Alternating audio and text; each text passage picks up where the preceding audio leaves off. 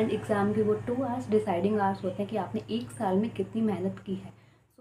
AIIMS BSc nursing exam में बस कुछ ही दिन बचे हुए हैं एंड इस टाइम पर बच्चों को सबसे ज़्यादा कन्फ्यूज़न रहती है कि करना क्या है।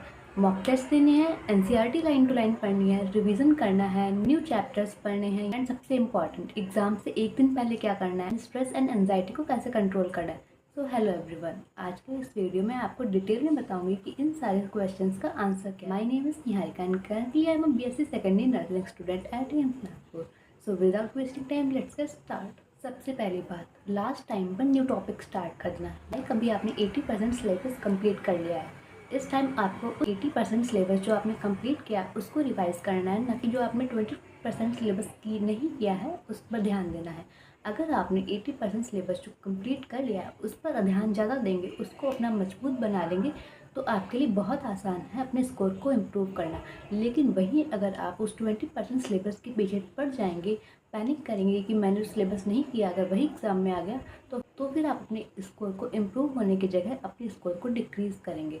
सो लास्ट टाइम पर पैनिक होकर हमें न्यू चैप्टर्स नहीं पढ़ने हैं, क्योंकि अगर हम लास्ट टाइम पर नए टॉपिक्स के पीछे भागेंगे तो जो हमारे पुराने टॉपिक्स हैं जिन पर हमें अच्छी पकड़ है वो वीक हो जाएंगे, जो कि हमें लास्ट टाइम में बिल्कुल भी नहीं करना है। नाउ मूविंग टू पॉइंट 2 कि अब करना क्या है। अगर ये सब नहीं करना तो रिवीजन कैसे करना है, हमको रिवीजन लास्ट टाइम में कैसे करना है ये मैं आपको आज डिटेल में बताऊंगी। सबसे पहले अपने रिवीजन को 3 स्ट्रेटेजी में डिवाइड कर लीजिए। सबसे पहले मोस्ट स्ट्रॉन्ग टॉपिक्स, आपको इनको सिर्फ शॉर्ट नोट से रिवाइज करना है, इनके मॉक टेस्ट लगाने हैं, इनके क्वेश्चंस प्रैक्टिस करने हैं। Next moving to medium topics, ये वो चैप्टर्स है जिन पर आपको ज़्यादा फोकस करना है, जो आपको आते हैं लेकिन आपको उसमें लेकर कॉन्फिडेंस नहीं है। इनके आपको क्वेश्चन प्रैक्टिस करनी है, एनालिसिस करनी है एंड फॉर्मूले रिवाइज करने हैं इन चैप्टर्स के।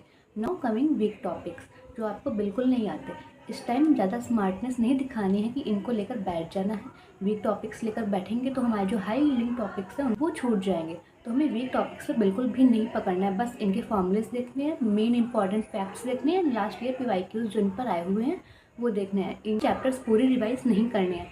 सो ध्यान रखिए, अपनी स्ट्रैटेजी को 3 फेजेस में डिवाइड कर लीजिए। Firstly high yielding topic, medium yielding topic and weak yielding topic. किस पर कितना ध्यान देना है ये आपको अच्छे से पता है एंड आप पे कौन से टॉपिक अच्छे हैं। लाइक किसी की फिजिक्स अच्छी होगी एंड किसी की बायो अच्छी होगी, तो आप उसके हिसाब से अपने टाइम को डिवाइड कर लीजिए किसको कितना टाइम देना है। एम्स बीएससी नर्सिंग एग्जाम के लिए बायोलॉजी सबसे स्कोरिंग सब्जेक्ट है। ऑल्दो सबके मार्क्स इक्वल हैं, 30 for biology, 30 for chemistry and 30 for physics. But physics और केमिस्ट्री में हमसे न्यूमेरिकल्स में गलती होती है, लेकिन बायोलॉजी में हमें ऐसा क्या करना है कि हमें 30 में 30 हैं। तो इसके लिए हमें एनसीईआरटी लाइन टू लाइन आनी चाहिए, डायग्राम सारे रिवाइज करने हैं, PYQs देखने हैं, एनसीईआरटी की टेबल्स रिवाइज करनी है जो दी हुई हैं जेनेटिक्स में एंड बायोटेक्नोलॉजी में, and main focus topic like human physiology, genetics, biotechnology, ecology, reproduction, इन पर अच्छे से ध्यान दीजिए एंड इम्पॉर्टेंट पॉइंट को हाईलाइट कर लीजिए, ताकि आप एग्ज़ाम से 2 दिन पहले बस देखें और आपको आ जाए कि हमें ये टॉपिक्स रिवाइज करने हैं। Now moving to the next point, chemistry strategy. इसमें हम बात करेंगे फिजिकल केमिस्ट्री में न्यूमेरिकल्स और उनके फार्मूलाज की। आपको न्यूमेरिकल्स अच्छे से सॉल्व करने हैं एंड सभी चैप्टर्स के फार्मूला आपको अच्छे से आने चाहिए। ये मैं स्टार्टिंग से बताकर आ रही हूँ कि एम्स बीएससी नर्सिंग एग्जाम में हार्ड क्वेश्चंस नहीं आएंगे, फार्मूला बेस्ड आएंगे। तो आपको सॉल्यूशन, इलेक्ट्रोकेमिस्ट्री, थर्मोडायनेमिक्स, इन सारे चैप्टर्स के फार्मूला अच्छे से आने चाहिए। एंड देन ऑर्गेनिक केमिस्ट्री, इसमें आपको नेम रिएक्शंस, कन्वर्जन्स, IUPAC ये सब अच्छे से आना चाहिए, क्योंकि एम्स बीएससी नर्सिंग एग्जाम में हार्ड क्वेश्चन नहीं पूछेंगे, असर्शन, रीज़न ये सब नहीं पूछेंगे, स्टेटमेंट वगैरह क्वेश्चन नहीं आते हैं। डायरेक्ट क्वेश्चन आएगा कि ये रिएक्शन है, इसका नाम बताइए। रिएक्शन दी होगी एंड आपको बताना होगा कि कौन सी रिएक्शन है। नेम रिएक्शन अच्छे से आने चाहिए एंड आपको कन्वर्जन्स अच्छे से आने चाहिए। Now moving to the next, that is inorganic chemistry.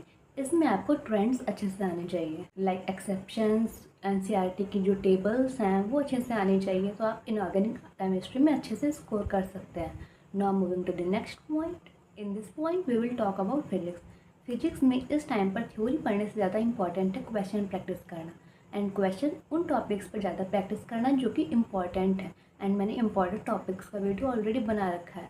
अभी के लिए electrostatics, ray optics and modern physics, ये सब इंपॉर्टेंट टॉपिक्स हैं एंड अगर आपने नहीं देखा तो आप डिटेल वीडियो देख सकते हैं। इन पर क्वेश्चन प्रैक्टिस कीजिए एंड इनके फॉर्मूलाज अच्छे से लिख कर याद कर लीजिए, क्योंकि ये फॉर्मूलाज बहुत इंपॉर्टेंट है। एंड मैं फिर से बोल रही हूँ कि एम्स बीएससी नर्सिंग एग्जाम में डायरेक्ट क्वेश्चन आएंगे, घुमा के क्वेश्चन नहीं आएगा। And after paper you can discuss with me exam में क्वेश्चन है एंड यू विल रियलाइज कि मैं सही बोल रही हूँ कि डायरेक्ट क्वेश्चन आएंगे, घुमा के क्वेश्चन नहीं आएगा। Now moving to the next point, that is mock test. Mock test देना इंपॉर्टेंट है, लेकिन सबसे ज़्यादा इंपॉर्टेंट है उसकी एनालिसिस करना। अगर आप मॉक टेस्ट दिए जा रहे हैं, आप दिन में 2 मॉक टेस्ट देते हैं लेकिन उसके एनालिसिस सही से नहीं करते हैं, तो आपकी एक भी मॉक टेस्ट देने का फ़ायदा नहीं है। आपको हर टेस्ट की अच्छे से एनालिसिस करनी है एंड देखना है कि आपने मिस्टेक कहाँ किया है। जैसे कि मैंने स्टार्टिंग में बताया हुआ है कि आपको मॉक टेस्ट की मिस्टेक नोटबुक बनानी है। लाइक आप जो मॉक टेस्ट में मिस्टेक्स कर रहे हैं वो आपको एक मिस्टेक नोटबुक में लिखने हैं, जो आप अपने लास्ट के 2 डेज़ में रिवाइज करेंगे कि हमने क्वेश्चन क्यों गलत किया मॉक टेस्ट में, कॉन्सेप्ट नहीं आता था, कहाँ गलती हुई है, सिली मिस्टेक हुई है, या फिर गलत ऑप्शन मार्क कर दिया।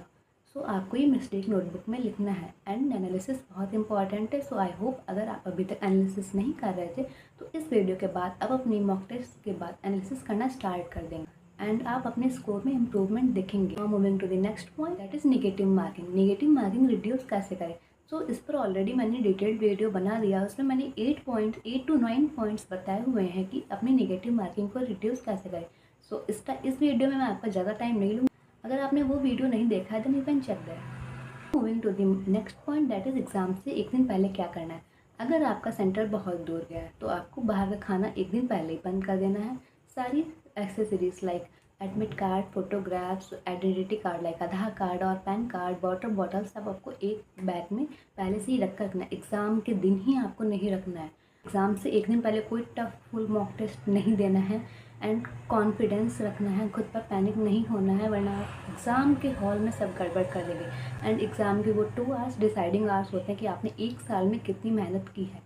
सो आई होप आप पैनिक नहीं करेंगे और पैनिक होने की वजह से अपने 2 घंटे ख़राब नहीं करेंगे, अपना कोई क्वेश्चन गलत नहीं। लास्ट टाइम में आपको बस मिस्टेक नोटबुक रिवाइज करनी है, फॉर्मूला नोटबुक देखनी है, एनसीईआरटी के डायग्राम्स एंड हाईलाइट्स देखने हैं। नाउ कि एग्ज़ाम के दिन हमें क्या क्या ले जाना है।